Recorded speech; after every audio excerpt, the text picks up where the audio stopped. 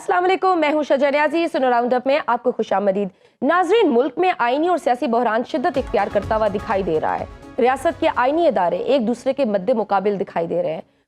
मखसूस नशिस्तों से मुतालिक सुप्रीम कोर्ट के तफसीली फैसले के बावजूद इलेक्शन कमीशन अदालती हुक्म पर अमल दरामद का फैसला नहीं कर सका, जबकि आईनी तरमीम का मामला भी हुकूमत और अपोजिशन के दरमियान सियासी महाजराई को बढ़ाने का बाइस बन रहा है। ताहम बिलावल भुट्टो जरदारी ये समझते हैं कि आईनी अदालत का क़याम जरूरी और मजबूरी है। वो आईनी अदालत बनाकर रहेंगे। एक तरफ हुकूमत आईनी इस्लाहत चाहती है तो दूसरी जानिब इमरान खान हुकूमत से ये मुतालबा कर रहे हैं कि अगले चीफ जस्टिस की तकर्री का ऐलान जल्द किया जाए। आज अडियाला जेल में सहाफियों से गैर रस्मी गुफ्तगू करते हुए इमरान खान ने कहा कि सुप्रीम कोर्ट के सीनियर तरीन जज जस्टिस मंसूर अली शाह की मुकम्मल हमायत करते हैं।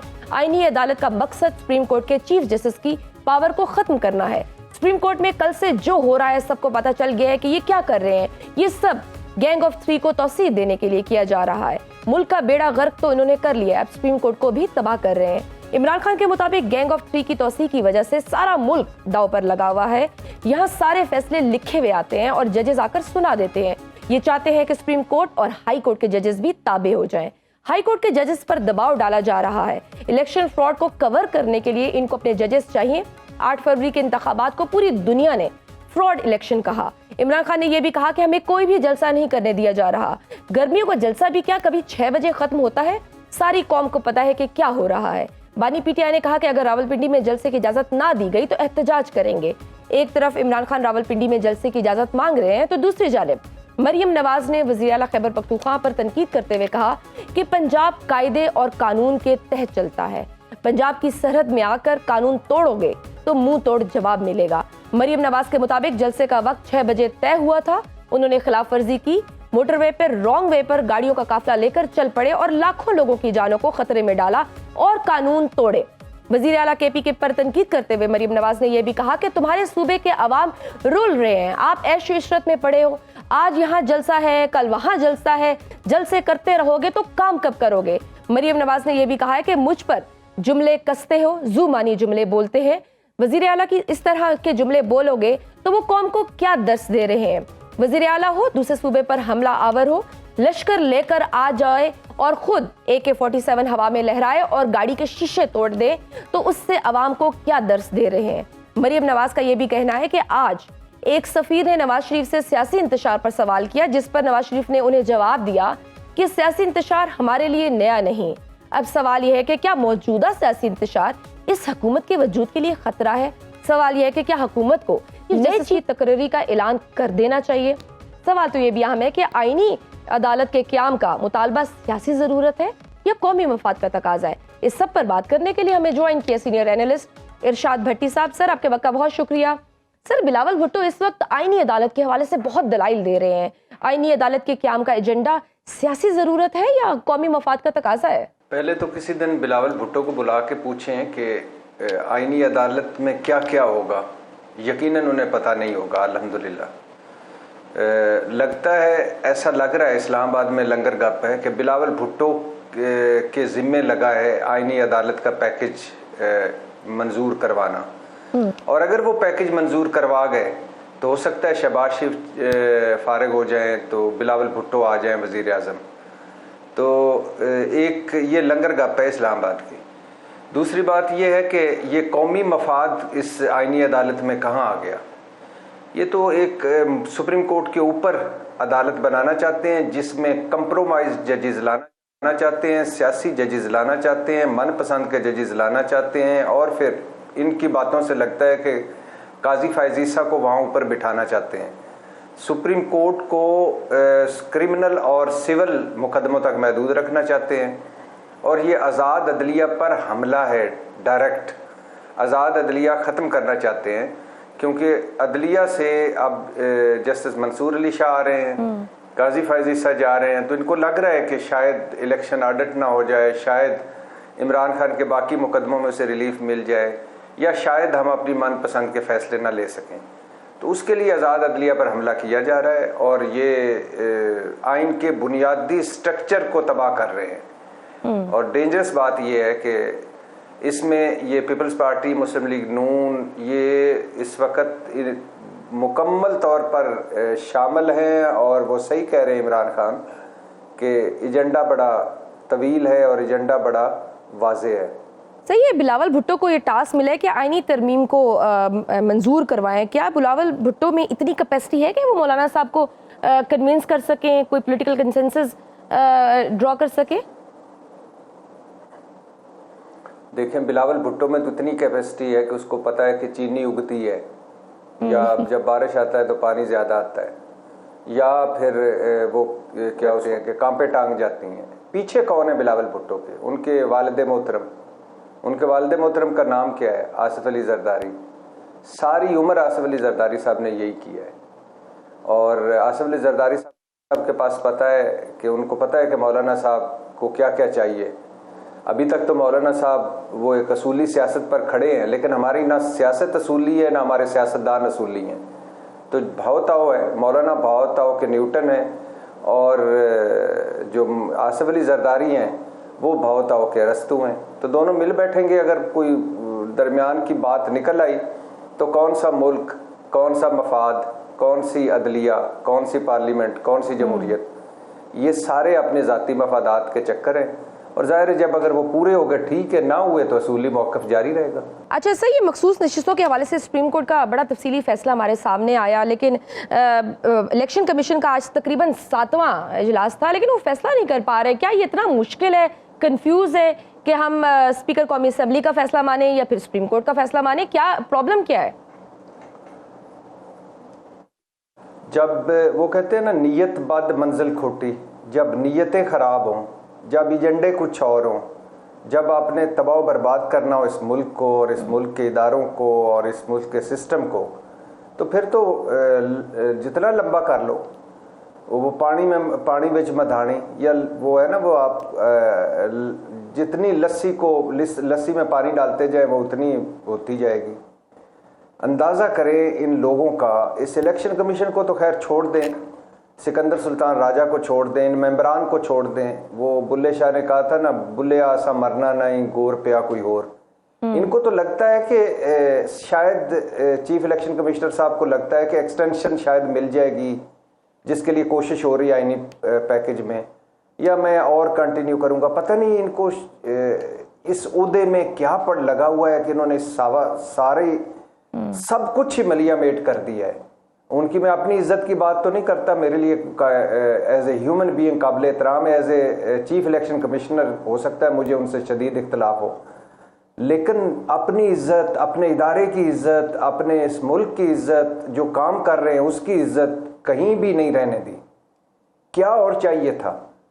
देखिए, सबसे पहले तो आपने बल्ला छीना, और फिर एक गलत फैसला सुप्रीम कोर्ट का बेंच का, और फिर उसके बाद उस गलत फैसले की गलत तशरीह की इलेक्शन कमीशन ने, और पाकिस्तान तहरीक इंसाफ को टेक्निकली नॉकआउट कर दिया। मतलब कि आपने जमहूरियत को रुसवा कर दिया। उसके बाद आपने क्या किया? मखसूस नशिस्तें छीन ली, मखसूस नशिस्तें छीन कर दूसरों में बांट दी, और मतलब आपने एक पार्लियामेंट को रुसवा कर दिया।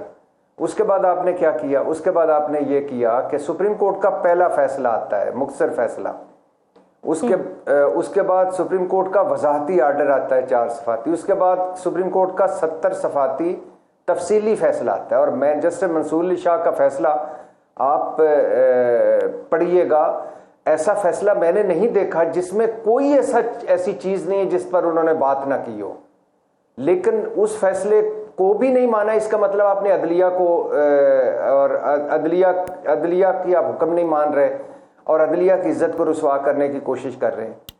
तो क्या और चाहिए इनको? क्या इबाम है इनके अंदर, कि नीयतों के अंदर इबाम है? क्या कन्फ्यूजन है?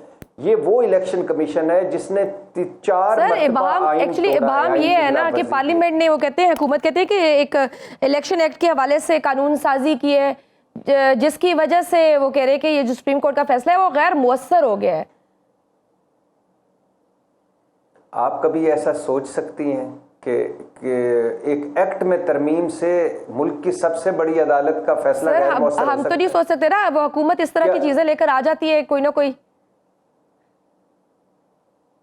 अच्छा, एक बात हमेशा याद रखिएगा, ये बात मैं कभी हम दोबारा इकट्ठे होंगे तो मैं आपसे करूंगा जब वक्त बदलेगा।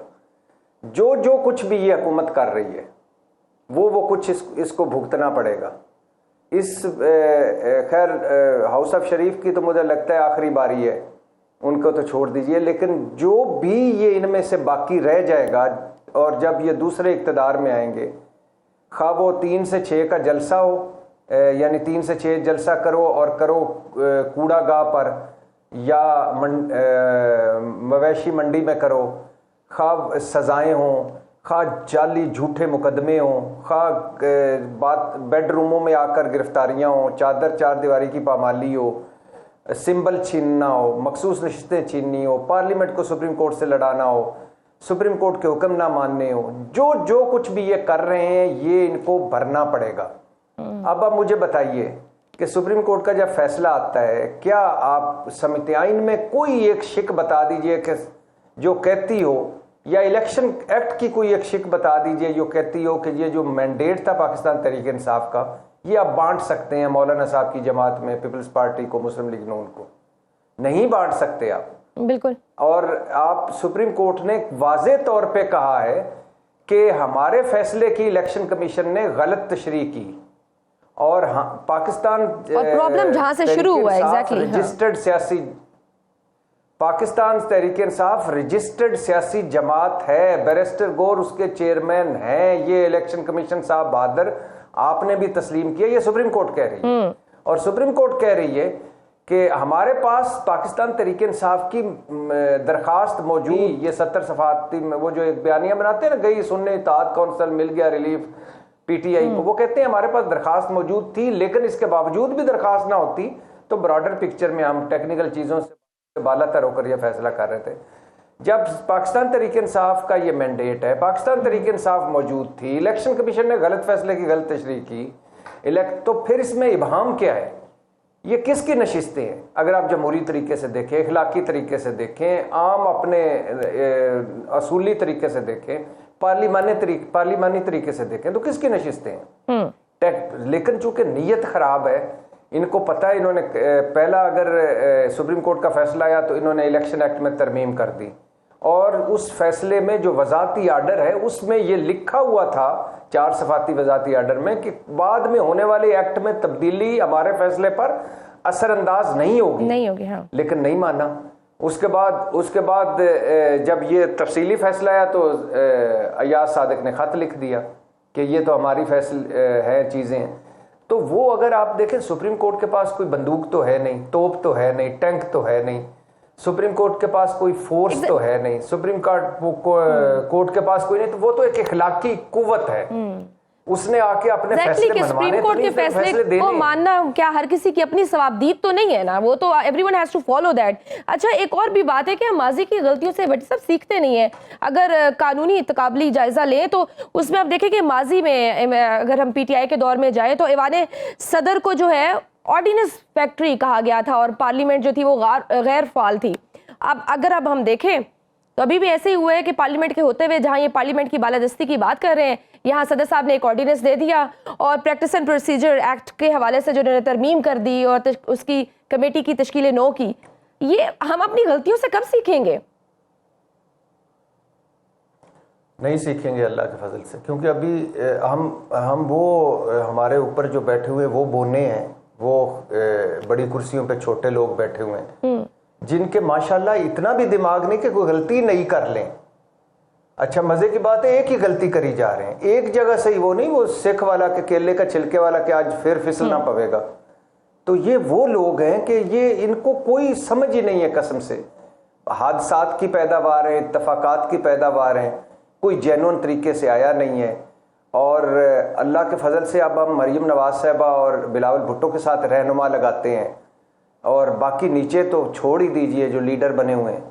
तो जब इस तरह के लोग होंगे तो इस तरह के काम होंगे। अब आप अंदाज़ा कीजिए, मुझे कोई, आप ये सवाल किसी बंदे से भी पूछ लीजिए, मैंने पूरे पाकिस्तान से 2-3 प्रोग्रामों में ये सवाल पूछा है कि कोई मुझे कानूनदान, कोई जज साहब, कोई साबका जज, कोई बड़ा मुस्लिम लीग की, कोई पीपल्स पार्टी वाला, हत्ता के छोड़िए बाकी सारों को छोड़िए, नवाज शरीफ साहब तो पता नहीं कहाँ चले गए हैं, अगर आपको कहीं मिले तो मुझे बताइएगा, मैं खामोश है वो बात करना चाहता हूँ। मरियम नवाज की तरफ से ही पता चल रहा है उनको। मरियम नवाज साहिबा ने आज कहा है कि आज उनको एक सफीर ने कहा है कि इंतशार है मुल्क के अंदर, और मियां साहब ने कहा कि हमने तो ये देखते आए हैं, हम ये इंतशार हमें तो आदत है।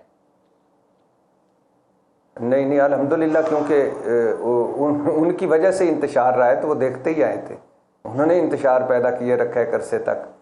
तो अच्छा खैर, मियां साहब खामोश नहीं है, सुना है परसों भी उन्होंने कहा था पानी पिलाना, और बोले थे और वो उनको पानी पिलाया गया था। खैर, अगर शहबाज शरीफ साहब, मरियम नवाज, आसफ जरदारी और बिलावल भुट्टो और जितने भी ये हैं, इनसे सिर्फ एक सवाल है, मुझे बताइएगा, हुकूमत भी वही है, आपसे भी यही सवाल है, अगर आपको समझ आती है तो बता दीजिएगा, हुकूमत भी वही, वज़ीर आज़म शहबाज शरीफ भी वही, वज़ीर कानून आज़म नज़ीर तारड़ भी वही, उसके बाद सुप्रीम कोर्ट भी वही। अब क्या वजह है कि ये हुकूमत पहले ले आती है प्रैक्टिस एंड प्रोसीजर एक्ट, और फिर ले आती है बल्कि वो कन्विंस करती है, एक साल पहले वो कन्विंस करती है।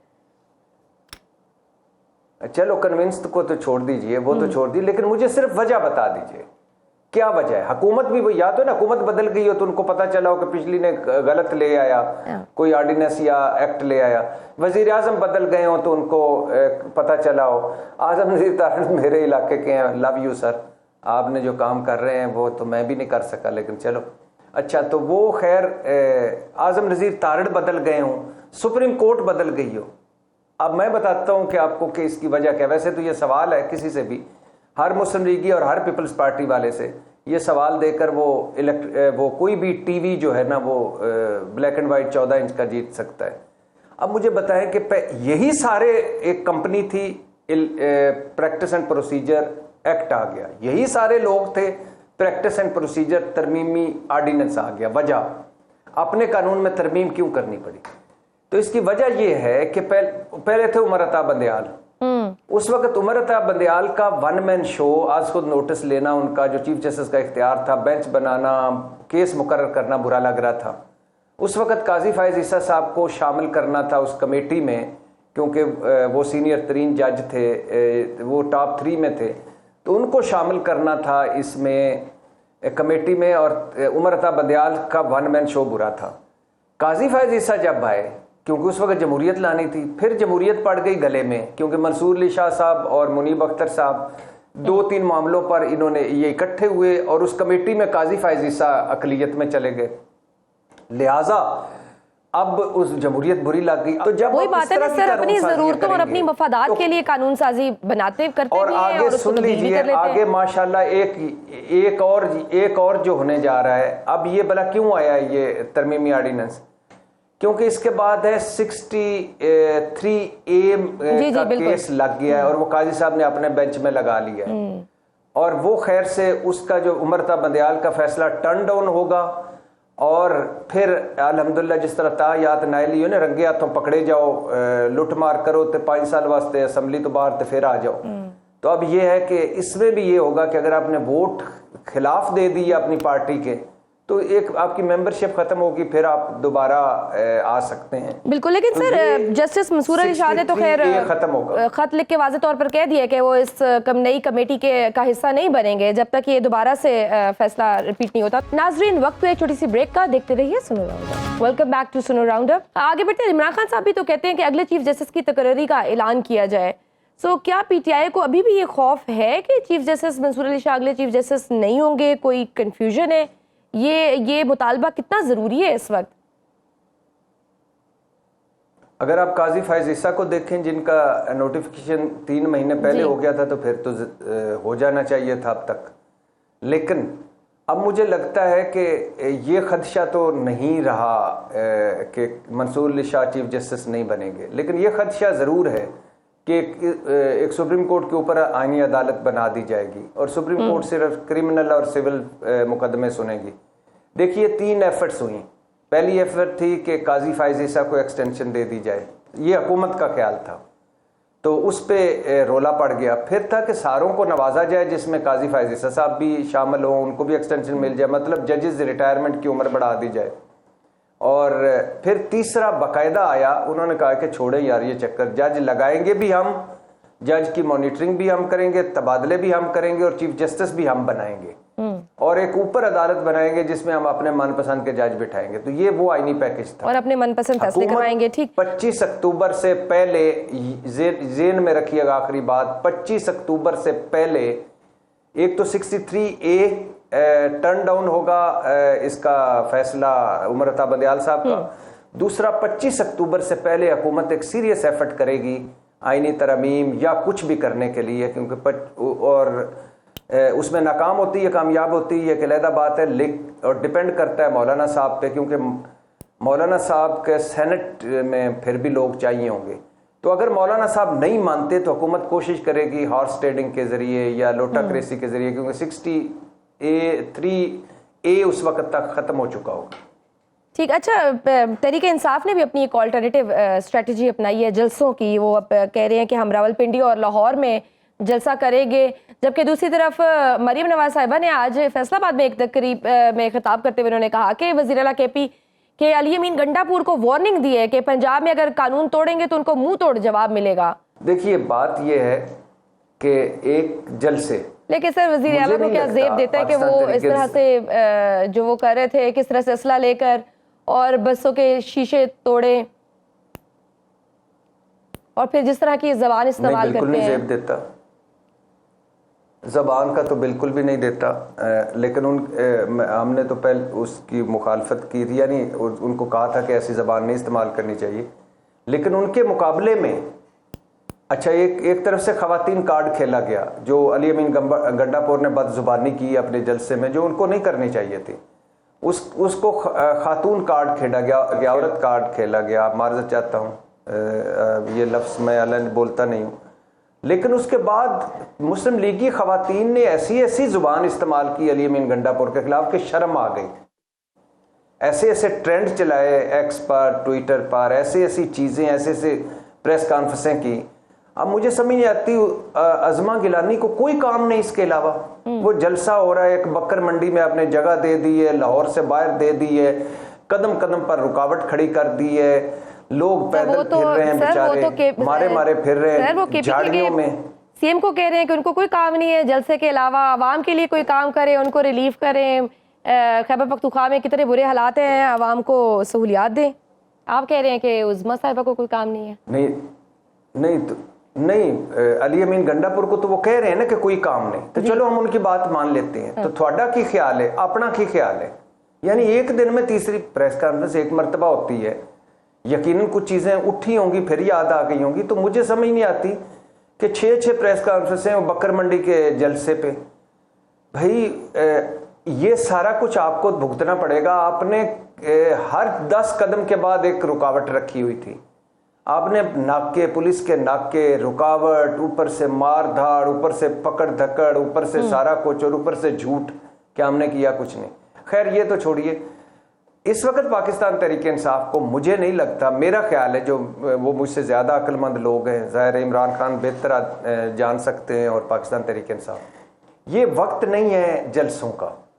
वजह एक तो 2.25 साल से पाकिस्तान तहरीक इंसाफ मार खा रही है, मुकदमों पे मुकदमे हो रहे हैं, लिहाजा अब इमरान खान साहब को थोड़ा सा उनको सांस लेने देना चाहिए, थोड़ा सा उनको घर में बैठना चाहिए, सर थोड़ा सा उनको बचाओ। नहीं सर, आप चाह रहे हैं कि वो बैक स्टेप पे चले जाएं थोड़ा सा? फोर्स को नहीं, बैक स्टेप तो ये जलसे करके कौन से वो फ्रंट फुट पे आए हुए हैं, बैक स्टेप पे नहीं, अपने फोर्स को तो भी बचाना होता है ना। कि आप सोचिए कि आप मुसलसल 1 घंटे से हवा में मुक्के चला रही हैं, तो मैं आपको मशवरा दे सकता हूं कि 1 घंटे और चलाएं। मैं कहूँगा ज़रा थोड़ा सा बैठिए, फोकस कीजिए, थोड़ा सा तरोताज़ा हो जाइए, फिर ये कर लीजिएगा। नंबर 1, एक तो ये मौका नहीं है। दूसरा, 2.25 साल से आप मुसलसल मुकदमों में, थोड़ा सा लोगों को रिलीफ दीजिए। तीसरा, इस वक्त जलसों का इसलिए वक्त नहीं है कि पूरी अटेंशन डाइवर्ट हुई है अदलिया बामुकाबला सुप्रीम कोर्ट, अदलिया बामुकाबला हुकूमत, सॉरी, और सुप्रीम कोर्ट के अंदर भी खैर तकसीम है, लेकिन अदलिया बामुकाबला हुकूमत, उसमें आपको आपके जलसों की कोई जरूरत नहीं है, उसमें फोकस करने की जरूरत है। तीसरा, ये है कि आप थोड़ा सा गवर्नेंस परफॉर्मेंस की इनकी चीजें लें, बिल्कुल सही। उसके बाद करें। अगर आप संगजानी में मंडी मवेशियां या उधर बिल्कुल सही sir, thank you so much for your time. Arshad Bhatti sahab हमारे प्रोग्राम में मौजूद थे। नाज़रीन, वक्त हुई छोटी सी ब्रेक का, देखते रहिए सुनो राउंडअप। प्रोग्राम के इस हिस्से में मैं ज्वाइन किया है पीटीआई के रहनुमा नईम हैदर पंजोता साहब। सर, आपके वक्त का बहुत शुक्रिया। सर, इस वक्त मुल्क में आईनी इदारों के दरमियान तसादुम की कैफियत दिखाई दे रही है। मौजूदा सियासी बहरान के दौरान हुकूमत तरमीम के जरिए आईनी अदालत कायम करना चाहती है। बिलावल भुट्टो कहते हैं कि आईनी अदालत ज़रूरी है और मजबूरी भी है, बनाकर रहेंगे। तहरीक इंसाफ हुकूमत की आईनी अदालत की ज़रूरत और मजबूरी को क्यों नहीं समझ रही? आप क्यों आईनी तरमीम की मुखालफत कर रहे हैं? बहुत शुक्रिया, बड़ी नवाजिश आपने मौका दिया। देखिए, पहली बात हुई है, हम इस आईनी अदालत के हवाले से इसलिए अपना मौक़िफ़ रखते हैं क्योंकि इस वक्त जो मुल्क के अंदर जुल्म व जबर जारी है, इंसानी हकूक़ की पामालियाँ की जा रही हैं, जो इस वक्त कॉन्स्टिट्यूशनल जो है मैटर्स जो हैं जिस तरह से लटकाए जा रहे हैं, मुल्क इंसाफ के लिए सुप्रीम कोर्ट की तरफ देख रहा है। तो जहाँ ऐसी सूरत हाल है और उसमें जो इस वक्त की फार्म 47 की हुकूमत बनाई गई है, धांधली के जरिए बनाई गई है, पिटीशन भी नहीं लगाई, 9 मई के हवाले से हमारी दरख्वास्त वो भी नहीं लगाई गई, हमें लेवल प्लेइंग फील्ड नहीं दी गई है। पूरे मुल्क के अंदर जो इस वक्त सारी चीजें चल रही हैं, सीटें जीती हुई को दोबारा रिकाउंटिंग के जरिए हराया जा रहा है।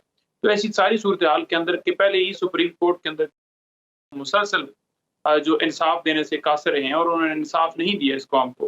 अभी भी आप देख लें कि फार्म 45 और 7 की कोई वैल्यू नहीं है। तो ऐसी सारी सूरत हाल के अंदर साहब हो, चीफ इलेक्शन कमिश्नर हो या ये फार्म 47 की हुकूमत हो, ये सारे एक पेज पर नजर आते हैं।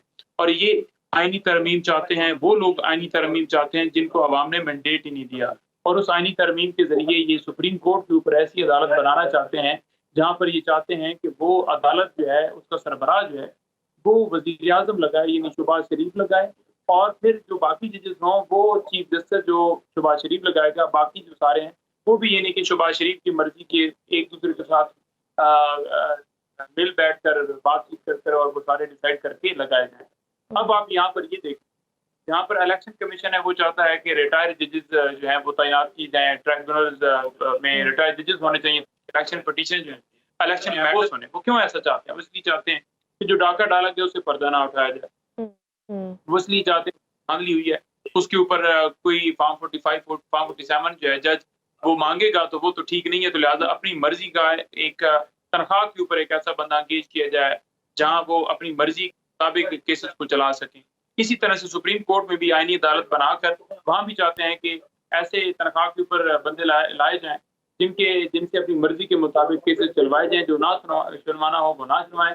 जो सुप्रीम कोर्ट है उसकी आप वक़्त ही खत्म करें। सुप्रीम कोर्ट एक आपके पास एक आईनी अदारा है जो कि आपके आइन की इंटरप्रिटेशन भी करता है, तमाम पिटीशन भी सुनता है, आप लोगों को इंसाफ भी फराहम करता है, वो आपके पास है। अच्छा, हुकूमत का मौक़िफ़ ये है कि आईनी अदालत के जजेस भी सुप्रीम कोर्ट के ही जजेस हैं, तो अगर उनको आईनी अदालत में लगाया जाएगा प्राइम मिनिस्टर की तरफ से, तो क्या उनकी इंटेग्रिटी, उनकी साख इतनी को कमज़ोर है कि वो अगर प्राइम मिनिस्टर साहब लगाएंगे उनको आईनी अदालत में तो वो कंप्रोमाइज़ हो जाएगी? देखें, बदली कहाँ नजर आती है जब आप कोई तरमीम करते हैं ना, कोई आप सोचते हैं, कोई इरादा बनाते हैं तो लोग आपको देखते हैं कि क्या आपके पास एबिलिटी है। नंबर 2, जब 18वीं तरमीम आई थी 2010 के अंदर, उस वक्त तमाम जजों के साथ बड़े कंसेंसस के साथ और बड़ी लंबी चौड़ी बहस के साथ और बड़े दिन में जो है देखा कि बहुत टाइम लगा था जहाँ जाकर जिस चीजों के ऊपर तमाम लोगों ने समझा कि वो हुआ और फिर जाकर। और दूसरी बात यह है कि जहां आप आईनी तरमीम की तरफ बढ़ना था आपने, तो तरीकाकार ये होता है कि आप इलेक्शन से पहले ही ये बात डिक्लेयर कर देते हैं कि हम आईनी तरमीम करने जा रहे हैं और ये हमारी पार्टी की राय है।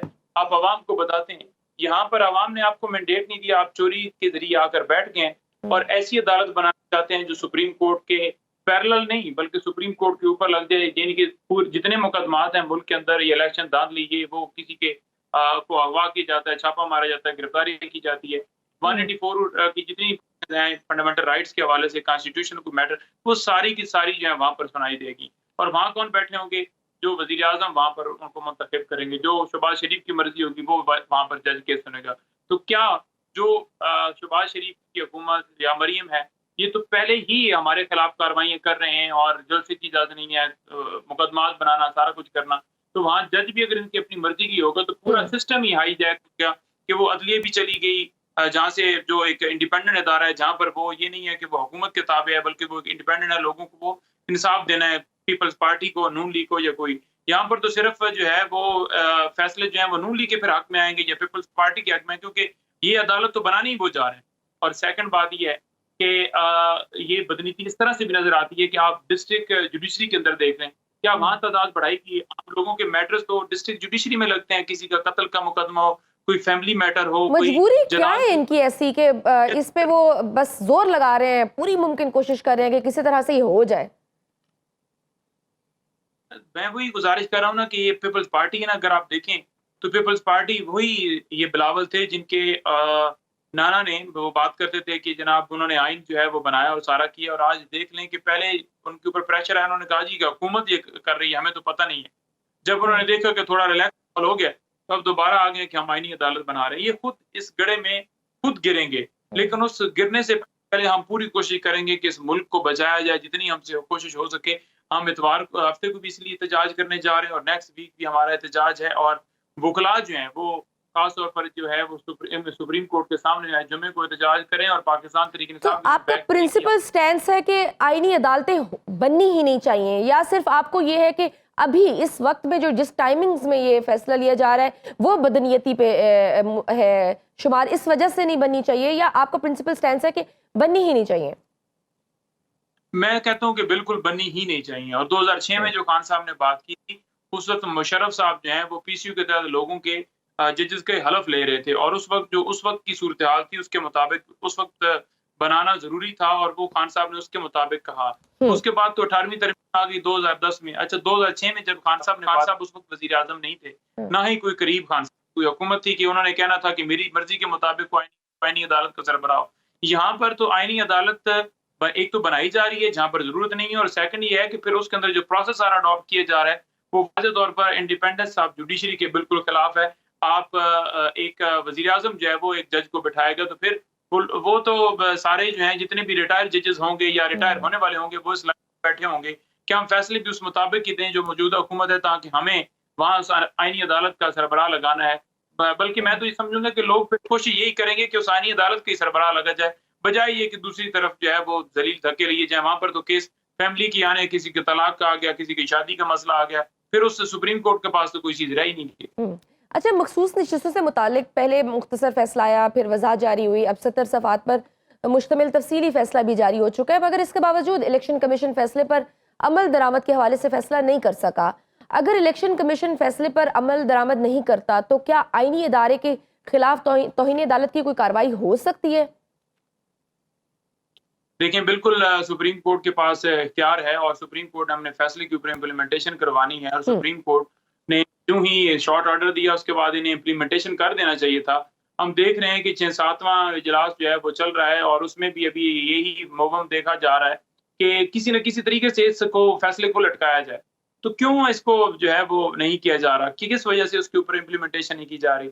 जहां तक बात है कि इम्प्लीमेंटेशन होगी या नहीं होगी, अगर सुप्रीम कोर्ट खुद से नहीं कराएगी तो फिर तहरीक इंसाफ इंशाल्लाह ताला उसके अंदर जाएगी और इम्प्लीमेंटेशन के लिए तौहीन अदालत की दरख्वास्त भी देगी, और हम उन्हें इस्तदा करेंगे कि इनके खिलाफ जो है कार्रवाई भी की जाए और इम्प्लीमेंटेशन भी करवाया जाए। इनके ऊपर तो आर्टिकल 6 लगता है, इन्होंने सुप्रीम कोर्ट के फैसले की तौहीन की है। अच्छा, हुकूमत का मौक़िफ़ है कि पार्लियामेंट की हालिया कानून साजी के बाद सुप्रीम कोर्ट का मखसूस नशिस्तों से मुतालिक अक्सरियती फैसला गैर मुअस्सर हो चुका है। सो आप ये बाय करते हैं हुकूमत की इस तशरीह को? नहीं, देखें, जो तरमीम की गई थी, जो इलेक्शन एक्ट के अंदर सारी वो लेकर आए थे, अमेंडमेंट्स लेकर आए थे, वो भी बदनीति की बुनियाद पर थी। आप देखें ना कि एक तरफ सुप्रीम कोर्ट के अंदर मामला मखसूस नशिस्तों का पेंडिंग है, और जहाँ एक जमात जिसको जानबूझकर इलेक्शन कमीशन ने आजाद किया और सुप्रीम कोर्ट ने कहा कि ये तो उम्मीदवार पीटीआई के थे, उसका तो वजूद खत्म नहीं हुआ, क्यों इनको आजाद किया गया? तो उन्होंने कहा कि जब वोट ही इनको पड़ा है तो डेफिनेटली इनके ही आके नून लीग को या पीपल्स पार्टी को तो वो वोट पड़ा जिसकी सीटें हम कह रहे हैं। तो लिहाजा ये जो सारी बदनीति थी इस एक्ट के अंदर तरमीम की, वो यही थी कि उधर मामला पेंडिंग है और उसके अंदर तरमीम कर दी जाए। तो कोई भी ऐसी तरमीम जो पर्सन स्पेसिफिक हो या खुद के लिए हो, वो कौन उसको जायज करार देगा? बहुत शुक्रिया। पाकिस्तान तहरीक इंसाफ के रहनुमा नईम हैदर पंजोता साहब हमारे साथ मौजूद थे। नाजरीन, आज के प्रोग्राम में बस इतना ही। मुझे दीजिए इजाजत। अल्लाह हाफिज।